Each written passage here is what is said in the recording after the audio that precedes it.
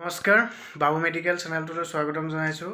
আজি আমি এটা নতুন ভিডিঅ' লৈ আপোনালোকক দেখাম ব্লাড কালেকশ্যন কেনেকৈ কৰে আৰু ব্লাড কালেকশ্যন কৰিবলৈ হ'লে আমাৰ কি কি বস্তু প্ৰয়োজন হ'ব আপোনালোকক মই দেখাই আছোঁ আৰু ব্লাড কালেকশ্যন কেনেকৈ কৰিব লাগে বা কেনেকৈ কি প্ৰচেছত আমি ব্লাডটো ল'ব লাগে চব বস্তু আপোনালোকক দেখাই আছোঁ।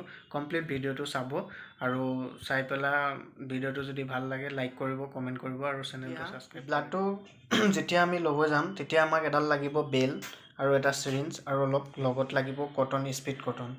তো তেনেকৈ আমি ভিডিঅ'টো আৰম্ভ কৰোঁ। বেলডাল মাৰি ল'ব লাগে এইটো কাৰণেই যদিহে পেচেণ্টজনৰ বেলডাল আমি দেখা নাপাওঁ ন, কাৰণ বেলডাল আমি এইটো কাৰণে মাৰি ল'ব লাগে। বেলডাল মাৰি ল'লে আমাৰ ভেনডাল ধুনীয়াকৈ দেখা পোৱা যায় আৰু ভেনডাল দেখাৰ লগে লগে আমাৰ এটা সুবিধা হৈ পৰে। তো পেচেণ্টজনৰ ভেনডাল দেখাবৰ কাৰণে আমি বেলডাল মাৰি ল'ব লাগে আৰু বেলডাল মাৰি লোৱাৰ লগে ভেনডাল যেতিয়া ধুনীয়াকৈ দেখা পোৱা যায় তেতিয়া আমি ব্লাডটো ল'বলৈ সুবিধা হৈ পৰে। তো সেইকাৰণে আমি বেলডাল মাৰি ল'ব লাগে। বেলডাল মাৰি লোৱাৰ পিছতে আমি কি ধুনীয়াকৈ ব্লাডটো কালেকশ্যন কৰি ল'লোঁ।